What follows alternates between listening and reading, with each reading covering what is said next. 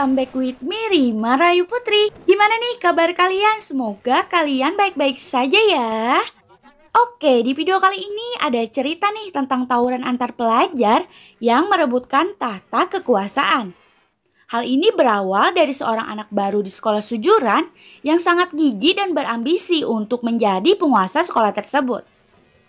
Dia bertekad mengalahkan orang-orang terkuat di sujuran, termasuk penguasa sujuran pada saat itu. Jadi, film ini tuh berjudul Cross Zero yang dirilis pada tahun 2007 dan disutradarai oleh Takashi Miike. Apakah anak baru tersebut mampu menggapai keinginannya untuk menguasai sujuran? Yuk mantapkan posisi, sediakan cemilan dan lupakan mantan. Langsung aja ke videonya. Selamat menonton dan enjoy!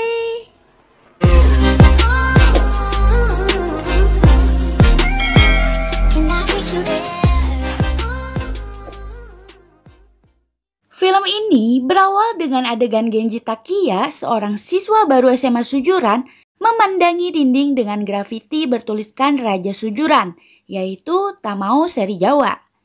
Lalu, ia menaiki tangga dan mengganti tulisan itu dengan namanya sendiri, yaitu Genji Takiya.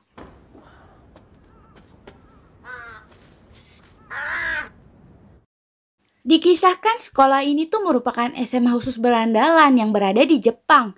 Saking seringnya membuat kegaduhan, banyak yang menjuluki murid sujuran dengan istilah gagak, yang terkadang diartikan sebagai pembawa sial.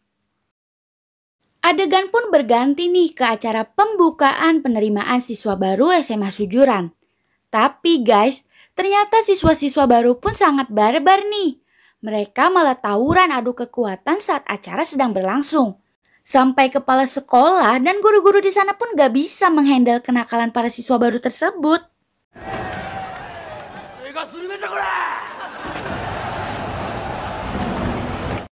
Tiba-tiba, tawuran tersebut terhenti karena sekelompok Yakuza datang ke tempat itu mencari siswa bernama Serizawa. Karena Serizawa telah menghajar salah satu anggota dari Yakuza. Tetapi, murid yang bernama Genji dengan santainya melewati para Yakuza, sehingga Yakuza mengira bahwa itu adalah Serizawa. Anggota Yakuza pun langsung menyerang Genji, dan disinilah terjadi pertarungan. Tiba-tiba Serizawa datang nih guys dengan motor yang sulit ia kendalikan karena remnya itu ngeblong. Di sini Serizawa melihat pertarungan antara Genji dan Yakuza. Inilah awal mula pertemuan Genji dan Serizawa, sang penguasa sekolah.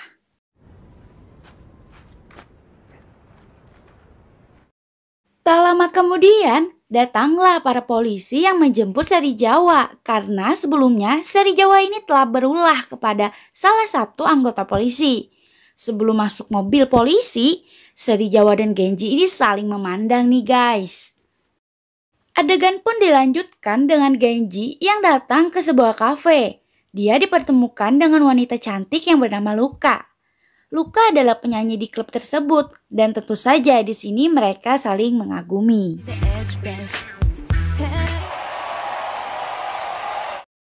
Singkat cerita, Genji pun telah pulang nih ke rumahnya dan ternyata dia ini adalah anak dari seorang bos yang ingin membuktikan kalau dia lebih hebat dari ayahnya.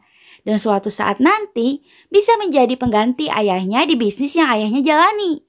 Tapi sebelum itu semua terjadi, Genji bertekad ingin menjadi raja di sekolahnya, yaitu Sujuran. Keesokan harinya, Serizawa lagi main kartu nih bareng teman-temannya. Tiba-tiba datanglah si Genji yang bikin rusuh semuanya. Padahal Serizawa lagi dapat kartu yang bagus nih guys. Otomatis Serizawa marah dan langsung menghampiri Genji. Tapi langsung aja dicegah oleh Tokyo yang merupakan sahabat Serizawa dari dulu.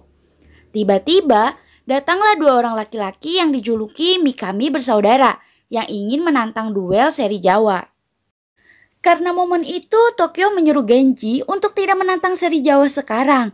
Tokyo malah menyuruh Genji untuk mengalahkan siswa kelas 2B bernama Rindamen sebelum berduel dengan Serizawa. Karena Serizawa akan berduel dengan Mikami bersaudara. Genji pun setuju lalu ia pun pergi dari situ. Sementara Serizawa dengan mudahnya mengalahkan Mikami bersaudara.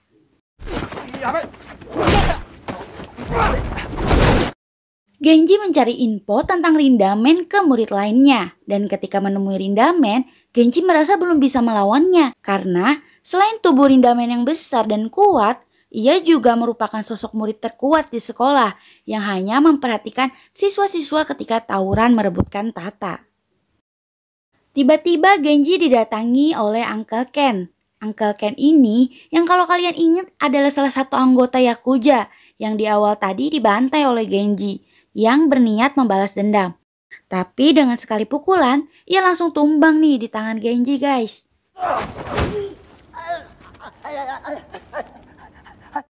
Singkat cerita, Genji sama Uncle Ken ini akhirnya berteman nih. Dan ternyata Uncle Ken ini adalah mantan siswa sujuran. Oleh karena itu, Genji meminta Uncle untuk mengajarinya tips dan trik agar dapat menaklukkan sujuran. Uncle pun memberitahu bahwa untuk menguasai sujuran harus mencari anggota terlebih dahulu dengan cara-cara yang Uncle berikan.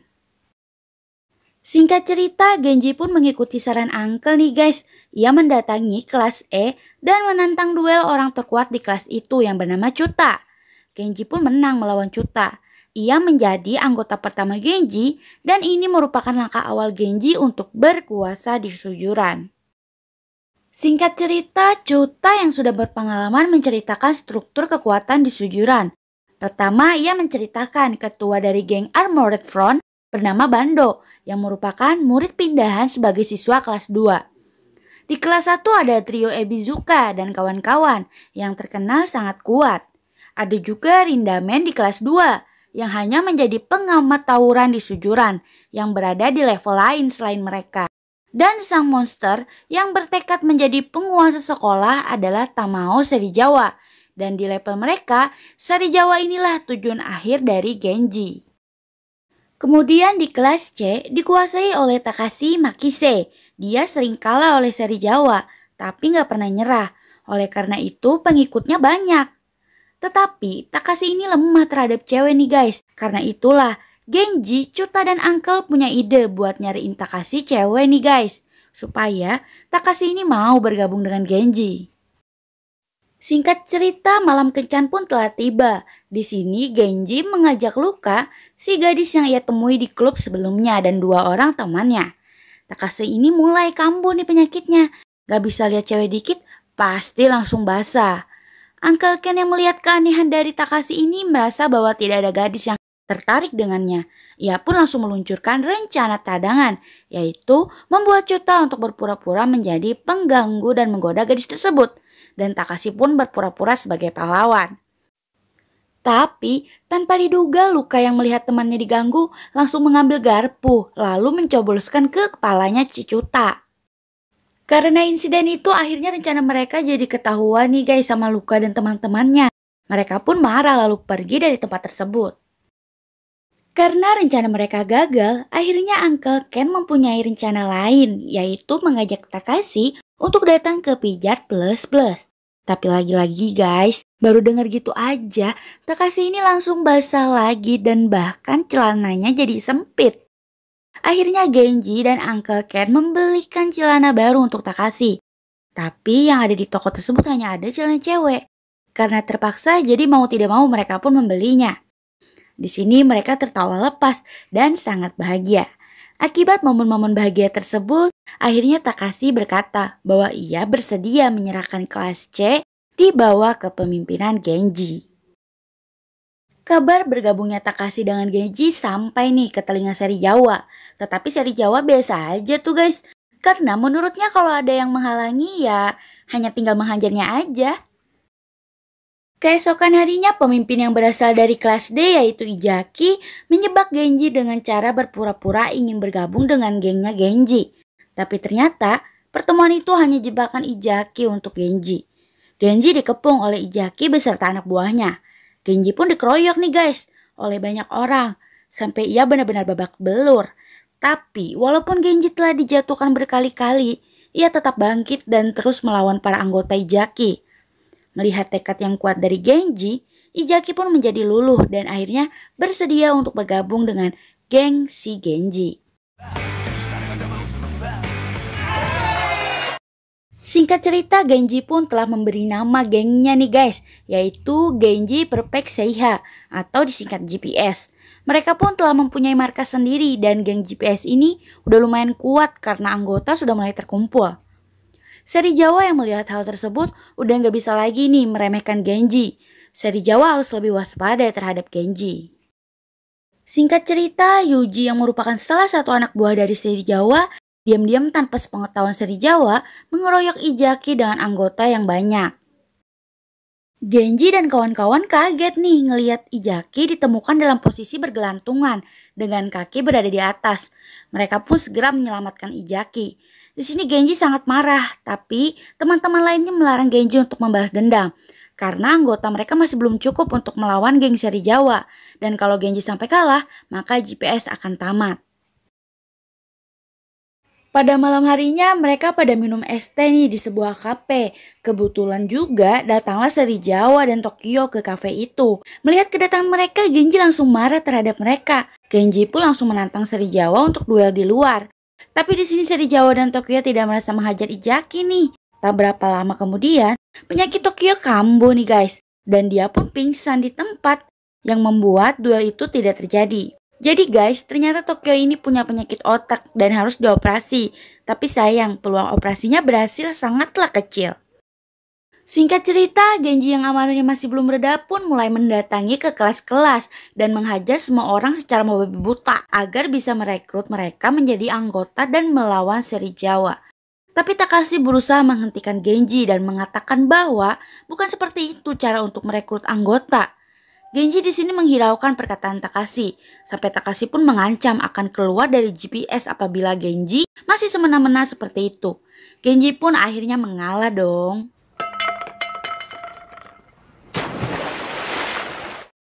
Adegan pun dilanjutkan dengan Genji yang curhat ke Uncle tentang masalahnya. Di sini Uncle hanya bisa memberikan semangat. Di sini juga Genji menceritakan asal-usulnya yang merupakan anak dari bos Ryu Seikai, yang merupakan musuh dari bosnya si Uncle. Dan benar saja guys, Uncle dipanggil oleh bosnya. Bosnya menegur Uncle karena sering nongkrong dengan anak musuhnya. Di sini bosnya meminta Uncle untuk melenyapkan Genji dengan pisang yang dia berikan kepada Uncle. Dan Uncle di sini hanya bisa terdiam. Singkat cerita, Uncle ini mendatangi bapaknya Genji dan memberitahukan bahwa bosnya ini menyuruhnya untuk melenyapkan Genji. Tapi bapaknya Genji ini malah santai-santai aja. Uncle pun memberikan sepucuk surat untuk dititipkan kepada Genji.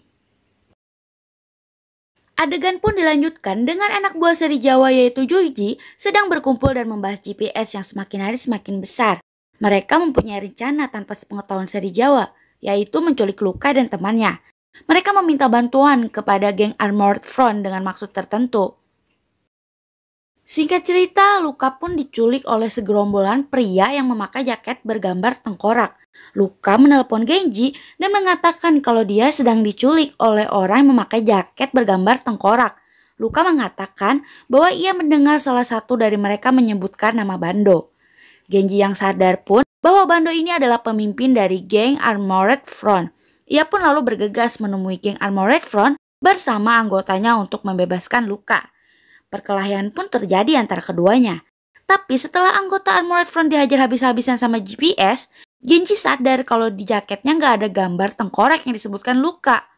Dan di sini Genji sadar bahwa mereka salah sasaran. Karena Genji dan anak buahnya salah sasaran, di sini Bando meminta ganti rugi dengan meminta salah satu telinga Takashi.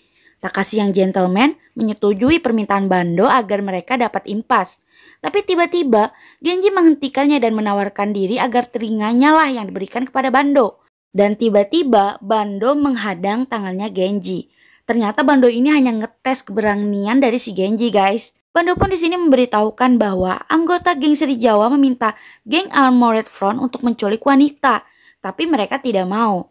Oleh karena itu, yang menculik Luka adalah anggota dari Seri Jawa. Bando pun menyuruh Genji untuk bergegas menyelamatkan Luka. Geng GPS telah tiba di markas Seri Jawa. Ketika sampai, ternyata ada Seri Jawa di sana. Seri Jawa kaget ketika tahu kalau anak buahnya menculik Luka tanpa sepengetahuan dirinya.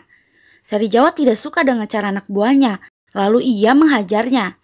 Karena kasus penculikan itu, Genji dan Seri Jawa pun memutuskan untuk melakukan perang keesokan harinya jam 5 pagi.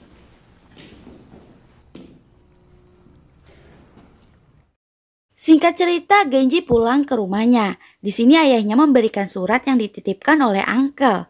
Ayahnya menjelaskan kalau Uncle Ken bersedia mengorbankan nyawanya karena menentang bosnya untuk menghabisi Genji. Genji yang mengetahuinya berniat mendatangi bos Uncle, tapi dijaga oleh ayahnya karena menurut ayahnya itu adalah pilihan hidup Uncle Ken dan Genji harus menghormatinya. Adegan dilanjutkan ke Uncle Ken yang datang ke tempat bosnya lalu mengembalikan pisang yang dulu diberikan padanya. Ia berkata bahwa ia tidak sanggup menjalankan tugasnya. Di sini ia siap untuk mendapatkan sanksi dari bosnya. Uncle Ken dan bosnya lalu pergi ke pinggir danau untuk memberikan sanksi untuk Uncle. Di sini bosnya Uncle memberikan jasnya untuk dipakai oleh Uncle. Lalu Uncle pun diduar sampai jatuh ke dalam danau. Tetapi pada saat tenggelam, ternyata Uncle masih sadar. Ia pun lalu bergegas untuk berenang kembali ke atas permukaan. Dan ternyata jas yang diberikan bosnya itu adalah jas anti peluru. Uncle pun menangis dan berteriak berterima kasih kepada bosnya karena masih mau mengampuni kesalahannya. Singkat cerita, hari peperangan pun telah tiba. Diselimuti hujan yang lebat, masing-masing dari mereka mulai berangkat ke lokasi perang yang telah ditentukan. Di hari peperangan Genji dan Seri Jawa, sementara Tokyo juga harus menjalani operasi otak di rumah sakit. Seri Jawa dan anggotanya bertekad memenangkan peperangan ini untuk dipersembahkan kepada Tokyo. Di bawah hujan yang lebat, mereka mulai bertarung. Walaupun jumlah anggota GPS lebih sedikit, Genji tetap mempunyai tekad yang kuat untuk mengalahkan Seri Jawa. Tapi semuanya nggak berjalan mulus nih guys. Di tengah peperangan, kelompok Genji malah hampir kalah karena anggota Seri Jawa lebih banyak. Tak lama kemudian, datanglah geng Armored Front yang dipimpin oleh Bando. Mereka ikut tawuran untuk mengalahkan Seri Jawa. Karena bantuan itu, sekarang anggota Genji pun seimbang dari segi jumlah. Singkat cerita, pertarungan menyisakan 2 orang yang masih bertahan, yaitu Genji dan Seri Jawa. Mereka pun berduel satu sama lain.